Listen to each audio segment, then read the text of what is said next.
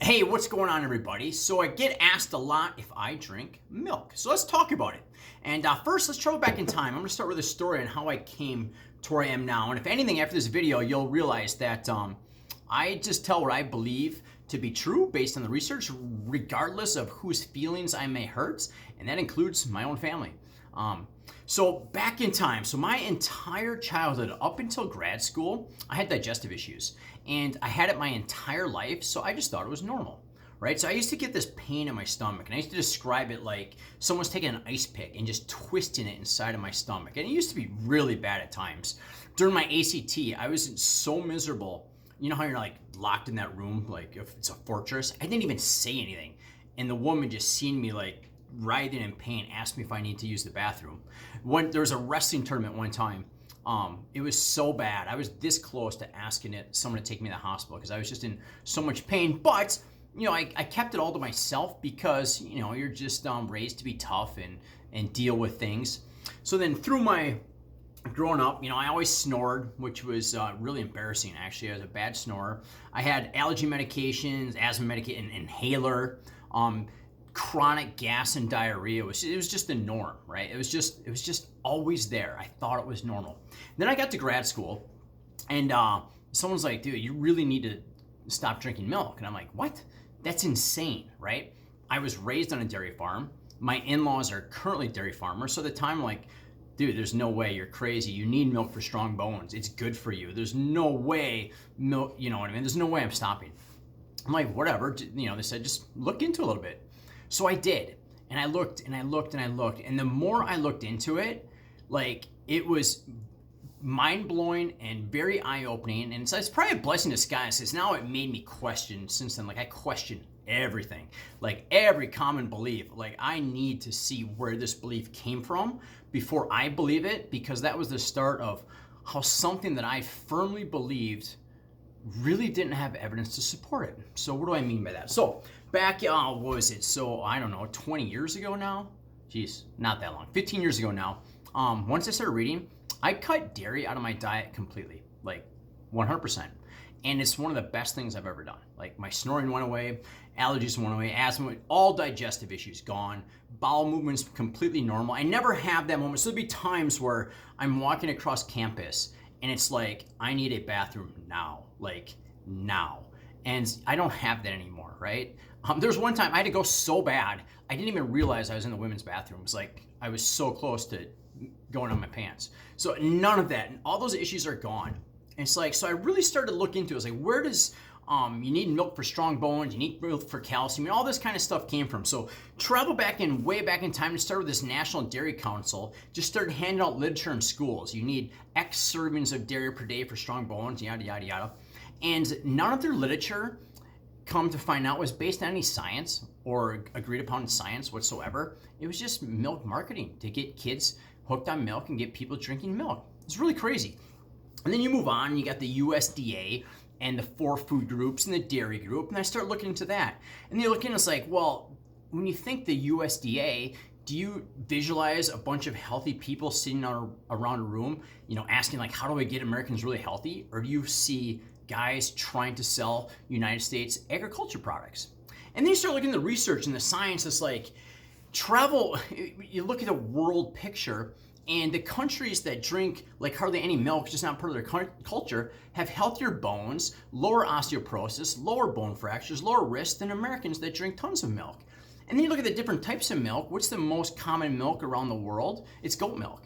But in the US, it's cow milk. So it's like, well, is that because someone figured out that, well, cows have the best most nutrient dense milk for humans, and that's what we need? Or is it because cows are dumb, easy to capture and easy to domesticate and easy to milk, right? So yeah, I really started looking, and I went from like a complete 180, like someone who really thinks that you need to drink milk on a regular basis, to someone that knows that you don't need it at all. So my kids, I mean, they're 4.5 and 1.5, 0. They've never had an ounce of cow's milk or any other milk.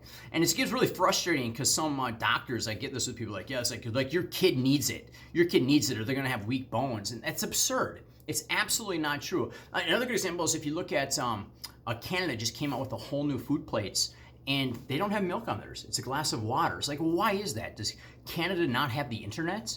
Or are they not, lobbied by U.S. agriculture to put it on their guidelines? Right, so I really looked into it. Another thing, I could go on this forever. About 65% of people are dairy intolerant. 65%, and like Asians, it's over 90%. So it's crazy to me when you have a bunch of, especially early, a lot of Asians in school and they're handing out milk. That's crazy. They should all be getting a good glass of filtered water. I mean, what food out there could possibly be recommended for everybody that 65% of people are intolerant to, right? And then I'm convinced, like colic, a very common condition, and I really think one of the big causes of colic is digestive pain, right? So a baby, they can't say, hey, my stomach hurts. They just cry and scream. And I think one of the big causes of that digestive pain is people thinking they need to get their baby on cow's milk right away because that's what they're told. I think it's crazy. I wouldn't do that. Another big thing you'll hear is you need milk for strong bones, right? And why is that? Because you want strong bones in the future to prevent hip fractures. That's the big thing, right? You want to prevent if you fall and break your hip. For a lot of people, that's the end of the line, right? So if you look at the research, increasing dairy, if anything, it makes hip fractures more common, right? It's really, really crazy once you really look into it. The biggest point I want to get across is don't think that you need to force feed your kids cow's milk or force yourself to drink it to have strong bones. You just don't. Like, analogy I like to give, like, let's say you want to make strong muscles, right? If I just sit around eating protein, am I going to get strong muscles? Of course not. How do you make muscles stronger? You got to work them and use them. If I just sit around drinking milk or eating calcium pills, am I going to make my bones stronger?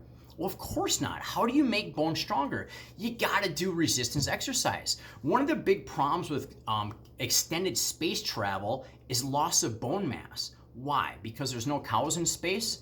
Or is it because there's no gravity, so they get no resistance, so their bones weaken? That's what it is. One of the most tragic things I see, instead of going to a doctor and they'll be like, well, do you drink milk? No, it's like, oh my gosh, you need calcium, all your poor bones. You should say, hey, let me see you do a push-up. Let me see you do a squat. Let me see you try a pull-up. If you're really weak, your bones are really weak, right? And one of the unfortunate things I see today is kids get so much less physical exercise than they need, and they're so weak that their bones are weak. So you're building bone mass, into early adulthood, and then the rest of your life, you're just trying to maintain it as it deteriorates, hopefully very slowly over time. So when kids don't get nearly enough exercise at a young age, they have a smaller set of bone mass to try and preserve the rest of their life. That's not good, right? Oh man, there's so much I could go over on this. I guess the biggest point is don't feel like you need, and I'm talking any dairy products like cheese, cottage cheese, yogurt. I think yogurt is one of the most cleverly marketed products out there. I mean, most of it is basically ice cream, right? It's just ice cream with a different label, and then they mention the bacteria, the probiotics in it, but there's like a minuscule amount, like very, very small, and only a few strains, and it's just very, very clever marketing. But so back to like cow's milk.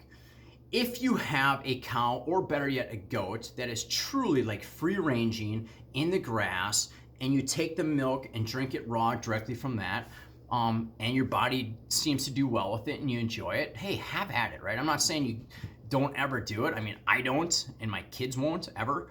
But so this right here is actually a nut milk, right? I like almond milk or flax milk or coconut milk or cashew milk or anything nut milk. And I rarely drink it other than having it with smoothies. But don't feel like you need to get milk. Here's what's really crazy. Here's what I found is like corn doesn't really have calcium in it. So a lot of cows are corn fed nowadays. So they don't produce the calcium in their milk as if they're eating greens, because greens are high in calcium, and a really great source of calcium for humans is green leafy vegetables. Not only do you get the greens, but you get all the other vitamins and minerals that you need to make bones. Another thing people think with bones is bones are living tissue. It's not just like a hard rock. It's living tissue that bends and compresses like a spinal vertebrae can actually squeeze it. But one of the huge things for building bones is actually your fats, like good healthy omega-3 fats. And it's just, so if you eat whole vegetables and whole foods and exercise and nuts and eggs and meats And all that combined, you get really strong, healthy bones, okay? So one thing with cows is they're fed corn, which doesn't really have calcium in it, so there's hardly any calcium in their milk. So two things, they'll either put calcium supplements, feed it to the cow to try and get calcium in their milk, or they'll actually add calcium supplements to milk and then tell you you need to drink milk to get your calcium, right? And then they'll take vitamin D supplements, add it to milk and say, drink your milk to get your vitamin D. But then those same people, it's so crazy. They'll tell you that taking vitamins is useless. There's no evidence to support it. But then take our vitamin enriched, but instead eat this vitamin enriched food, which enriched just means they take supplemental vitamins and add it to the food. Like, it's so contradictory and crazy. It's insane, right? So in the end, super important. If you don't feel like you need to force feed your kids or yourself or anyone any dairy products, right?